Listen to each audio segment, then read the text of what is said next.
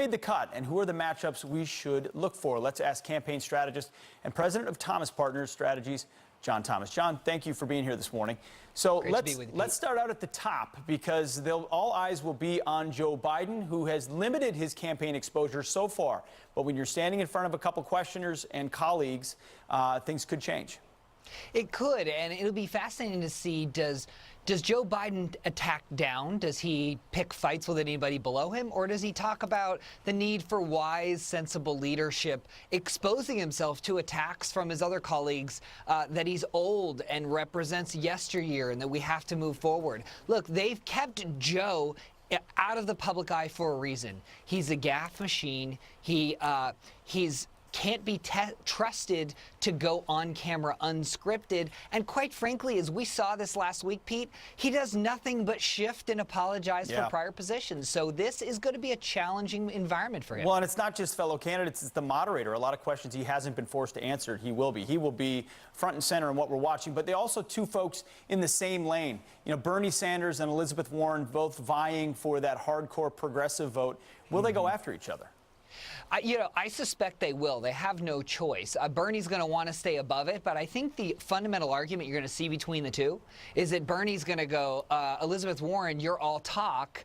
I'm actually doing it. I'm going to shareholder meetings at Walmart. I'm rallying in front of Disney. You know, I represent the angry working man, and you're just a college professor. And she's going to say, yes, but I'm a woman, and you're an old white male. I mean, it's going to be fascinating to see these two start to eat each other apart, but they are in that same lane, so it presents a challenge for them, too. And from what I understand, the DNC is going to put the top fundraisers and poll getters on the same stage, so there'll be kind of two tiers. Right. So we will see Elizabeth Warren and Biden and Bernie in that top tier. Let's go to the next tier, the young bucks, if you will. You've got Robert Francis Beto O'Rourke.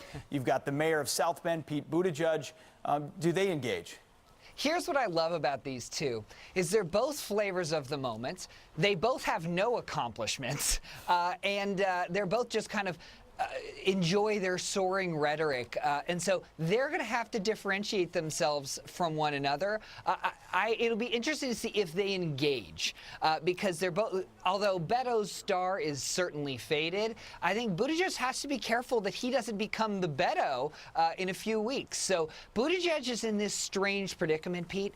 You know, he is sitting at 0% with African Americans right now. 0%. And his support quickly erodes if you are not a coastal elite liberal that makes over $150,000 a year. So Pete's got to solve that problem of how does he actually connect with everyday Americans? Those coastal liberal elites are my favorite.